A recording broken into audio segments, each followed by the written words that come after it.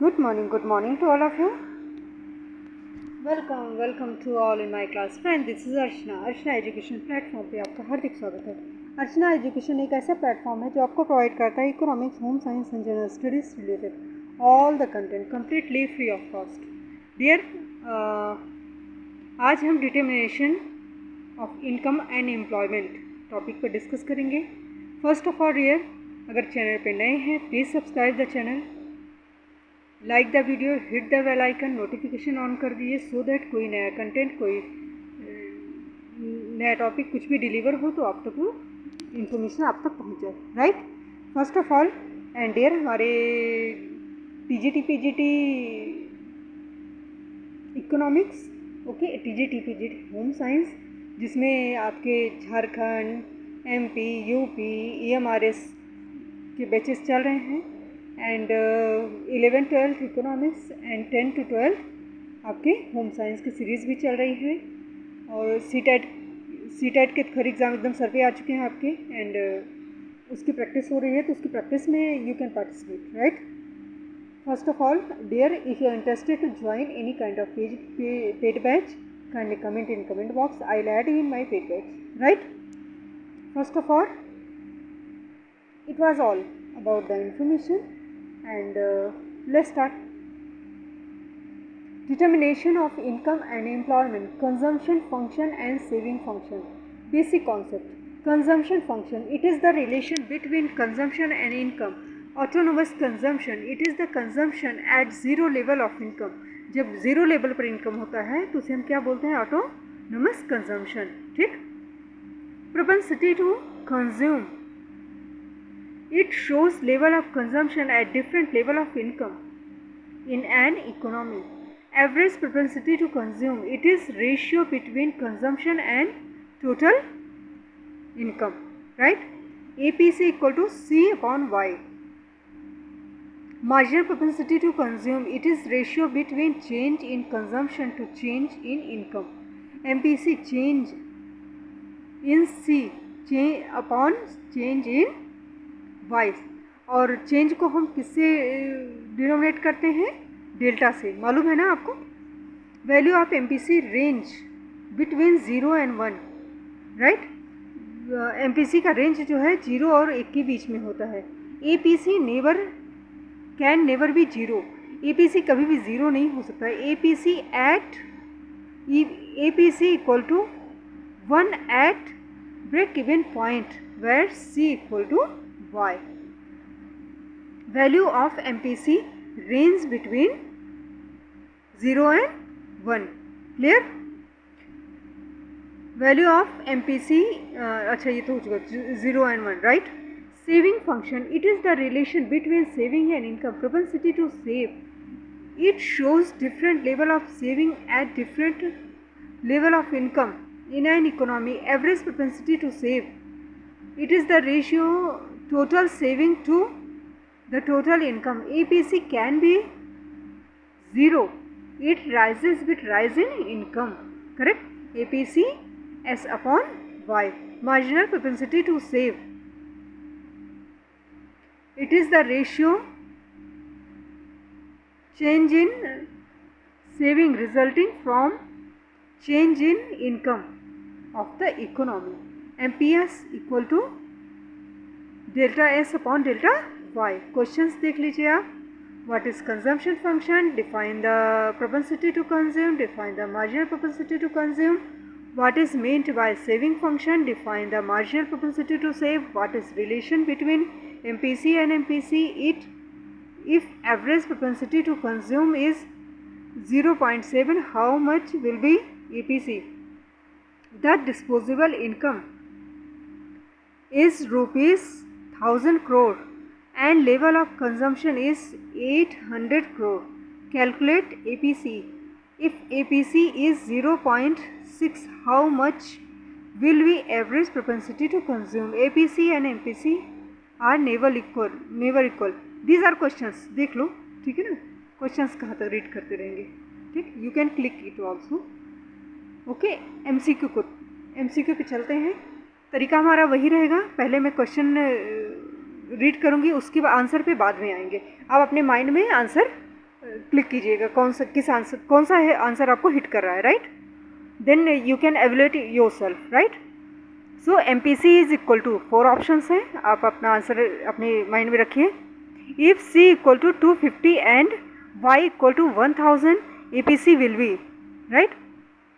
Saving function is formation relation between propensity to save is the, क्या होता है propensity to save.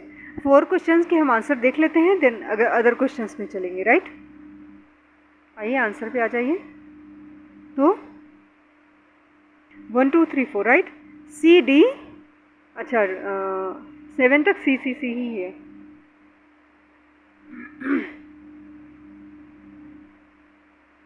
चलो MPC equal to delta C upon delta Y, correct. Second question देखिए. Second question का क्या है, अभी आपने देखा तो D, right. If C equal to 250 and Y equal to 1000 the APC will be. तो APC क्या होगा 0.25, करेक्ट. 7 तक इसमें बाकी सारी का C होगा. Saving function is formation relation between saving and income. Propensity to save is the ratio of saving of income, correct. APC equal to S upon APS is equal to S upon Y. If MPS is equal to 0.4 and delta Y equal to 1000, what will be as? तो क्या होगा 600. MPS equal to 60%, MPC will be, तो ये क्या होगा आपका 50%, 40%. अरे वैसे ही देख लो 100% में से अगर 60 आपका MPS सेविंग हो गया तो कंजम्पशन आपका यही तो बचेगा ना. MPS 40% ही तो, कॉमन सेंस, ठीक है. इससे भी आंसर आपका निकल जाता. 8th क्वेश्चन चलिए. विच of the following is correct. If consumption function is C, by what will be the saving function. Aggregate demand is estimated as marginal propensity to save to consume is equal if C equal to 250 and Y equal to 1000, APC will be. APC is equal to, ठीक, and which of following is correct. 14 question है. 7 तक हमने कर लिए थे. 8 का देखें. 8th 9 पे आते हैं. D and C एक एक करके करेंगे. D and C, right. तो 8th में ऑल ऑफ एवर, 9th में S equal to BY, correct. 10th में आइए. 10th D C DCD, right.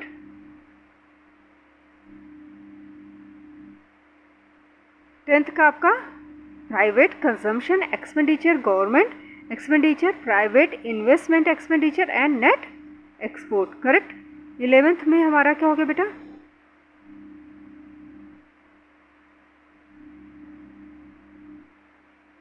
Eleventh में C होगा. 11th में आंसर आपका क्या आ रहा है C, यानी MPC. MPC वैसे भी आपको पता ही है, delta C upon delta Y. 12 आपका if C equal to 250 and Y equal to 1000, APC will be. तो APC आपका क्या आ जाएगा 0.25. ऊपर ये क्वेश्चन रिपीट हुआ है. APC equal to APS equal to, कई बार क्वेश्चन रिपीट किया जा चुका है, तो आपका S upon Y. Which of following is correct, ठीक. तो ये बोल रहा है कौन सा करेक्ट है. तो MPS plus MPC equal to 1, ये भी सही है. MPS equal to 1 minus MPC, ये भी सही है, ठीक. उसके बाद MPC equal to 1 minus MPS, ये भी सही है. Clear, all of above. अब बेसिक कॉन्सेप्ट देख लीजिए. फुल एम्प्लॉयमेंट क्या होता है. It is the situation which all those who wants work at existing rate of wage and get work without any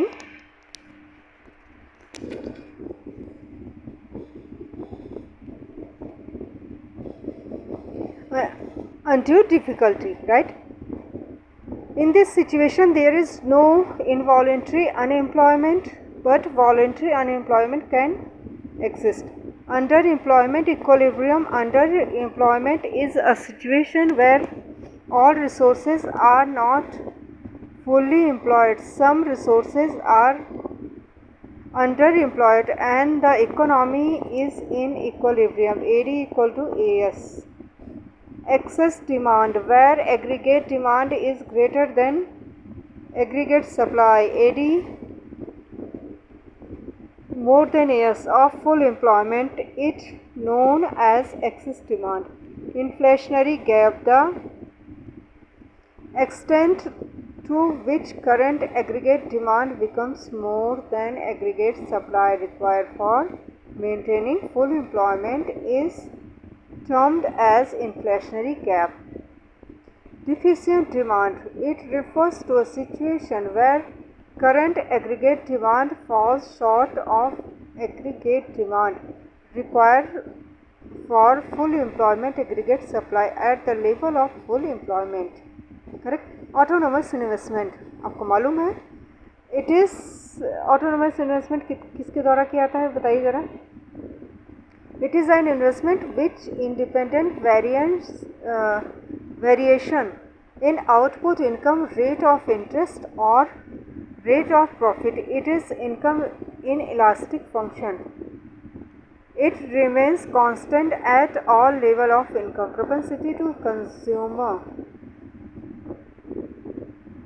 it is ratio that measures function relationship between income and consumption. As aggregate income increase, aggregate consumption is also increase, right? Propensity to save, it is to propensity to save or saving function explains the functional relationship between saving and income. It shows that saving depends on income.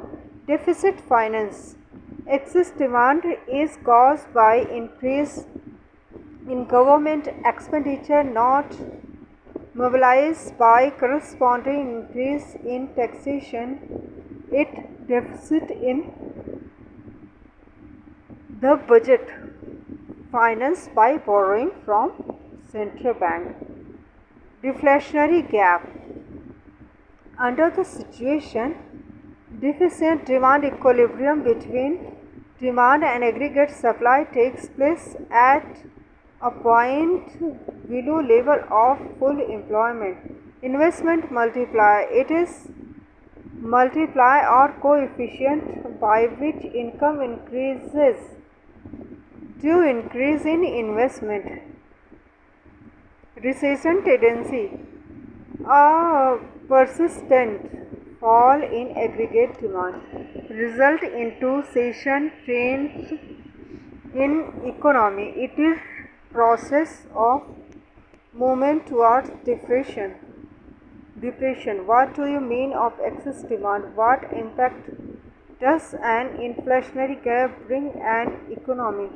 Differentiate between inflationary deflationary gap. Explain the concept of deflationary gap with the help of a diagram. Inflationary gap is a measure by deficient demand. Give the reason. Okay, some hot questions are there. अभी हमें MCQ पर आते हैं. Deficient demand leads to, correct? Deflationary gap is measured. Which of following does not lead fall in AD? Deficient or excess demand can be corrected through. हम थोड़ा answer पे देख लेते हैं फिर चलते हैं. तो फर्स्ट सेकंड का पहले देखिए, दो करके देखेंगे, ज़्यादा क्वेश्चन नहीं है. A B right. I deficient demand leads to deflationary. घाटे का है तो वही होगा, डिफ्लेशनरी होगा ना. Deflationary gap is measured to required AD less than AS, जब एडी हमारा एस से कम होगा. Which of following does not lead to fall in AD. Third पे आइए. सी हो जाएगा, थर्ड फोर्थ, राइट। तो आपका फॉल इन इम्पोर्ट। क्वेश्चन क्या पूछ रहा है समझ लो। Which of the following does not lead to fall in AD, कौन सा जो है फॉल इन एडी को लीड नहीं करता। तो fall in imports, fall in AD को लीड्स नहीं करता, करेक्ट। जब इम्पोर्ट में कमी आएगा तो जो है क्या होगा, फॉल इन एडी को लीड करेगा, नहीं करेगा, करेक्ट। डिफिशियंट और excess demand can be corrected through. तो ये आपका physical policy and monetary policy, मुझे लग रहा है इस मैंने करा दिए हैं। फिलहाल दोबारा कर लो, कोई नुकसान तो है नहीं। With a view correct deflationary gap और deficient demand which of following physical policy measure should be adopted, correct. तो ये आपका क्या हो जाएगा, आंसर पे आइए, D D B, correct, D. तो आपका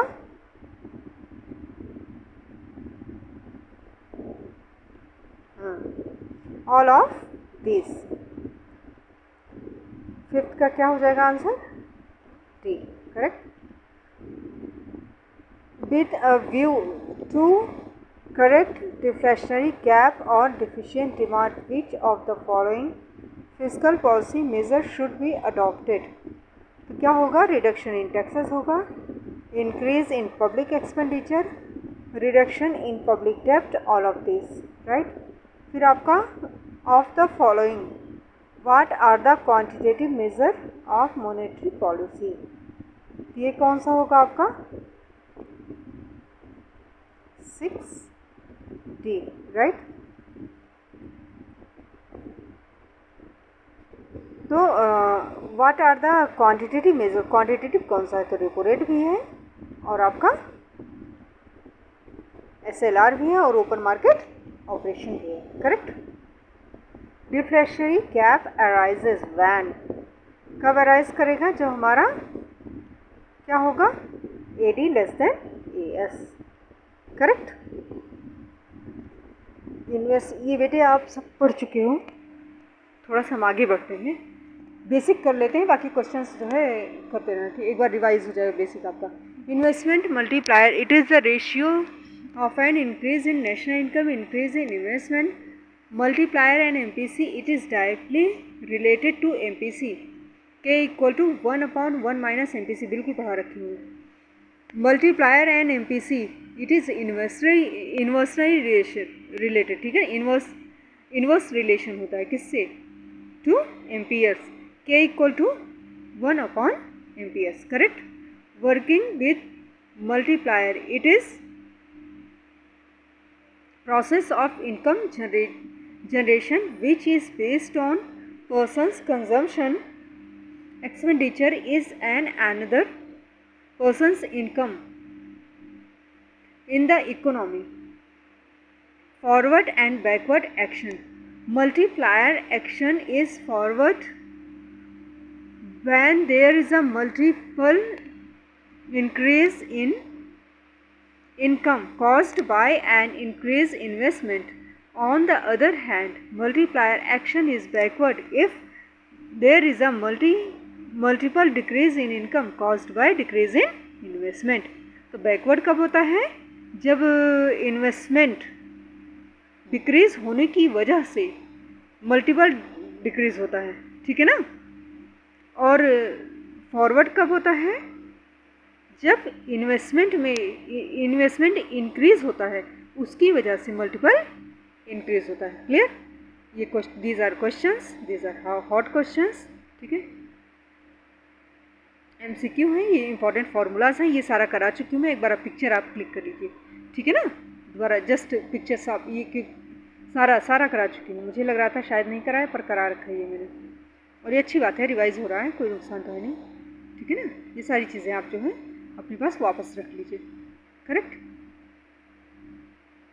जो बच्चे नए हैं उनके लिए है, और बाकी वीडियो आप बेटा देखोगे, सारी चीज़ें मैंने करा रखी हैं, ठीक है ना, पीछे जाके वीडियो देखोगे सारी ऑल, ओहो सब कुछ करा रखा है मैंने, ये तो आई रिमेंबर, जस्ट वेट है। So these are questions, right? फिर आपका आ गया, हाँ, गवर्नमेंट बजट भी हो चुका है बहुत आगे हम निकल चुके हैं।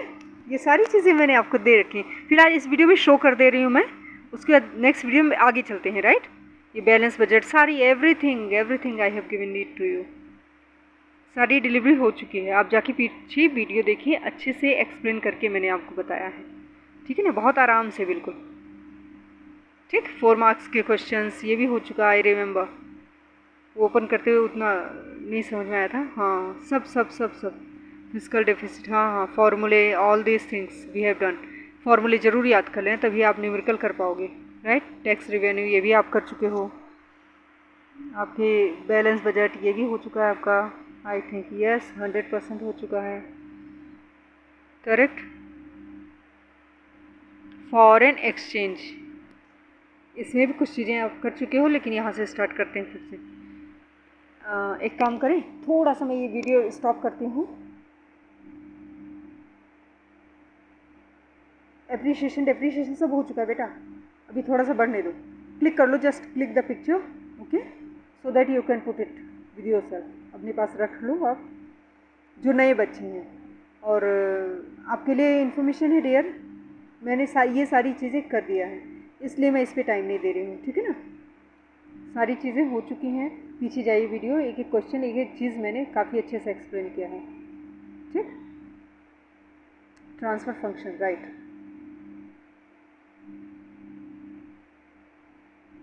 हाँ, ये यहीं से हमारा स्टार्ट करना था, करेक्ट। यहीं से मैंने आपको बोला था कि यहीं से हम स्टार्ट करेंगे, function of foreign exchange market. तो ये वीडियो अभी इसी पे स्टॉप करते हुए तुरंत मैं आ रही हूँ, राइट।